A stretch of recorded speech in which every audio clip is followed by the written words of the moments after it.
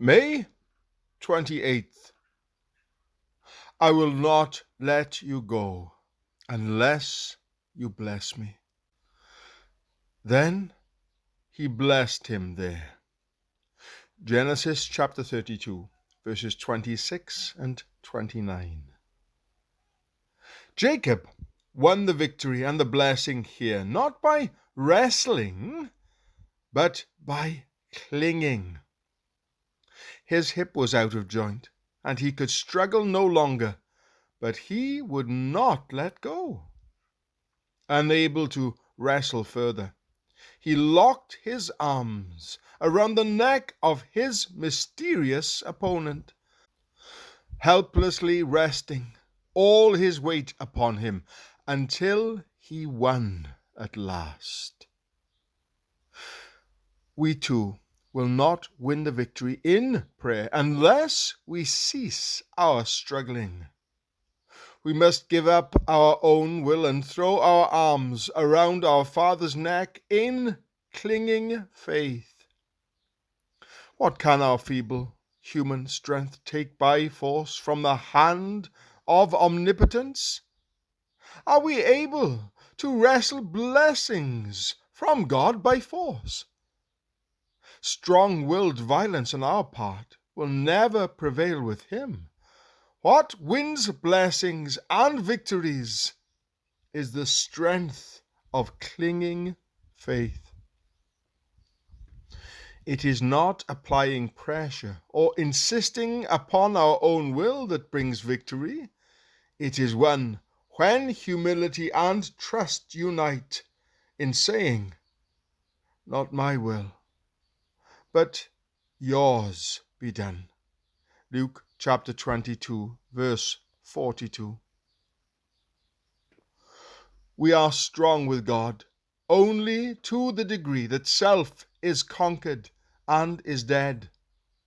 Blessings come not by wrestling, but by clinging to him in faith.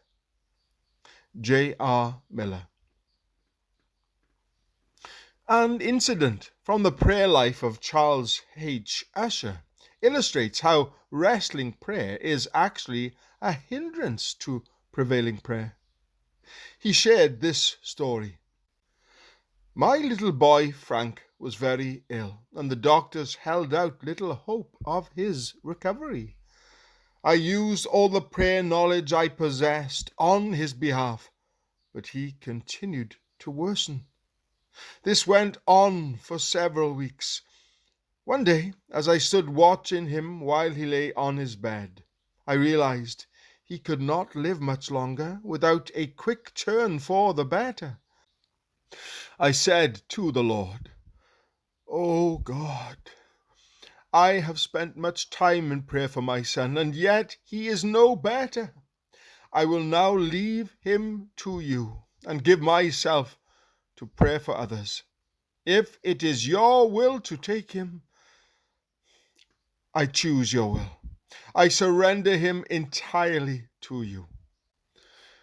I called in my dear wife and told her what I had done. She shed some tears, but also handed him over to God. 2 days later, a godly man came to visit us. He had been very interested in our son Frank and had prayed often for him. He told us, "God has given me faith to believe that your son will recover. Do you have that faith?" I responded, "I have surrendered him to God, but I will now go again to him regarding my son." I did just that, and while in prayer, discovered that I had faith for his recovery.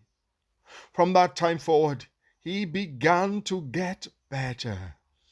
I then realized that it was the wrestling of my prayers that had hindered God's answer, and that if I had continued to wrestle, being unwilling to surrender him to God, he would probably not be here today.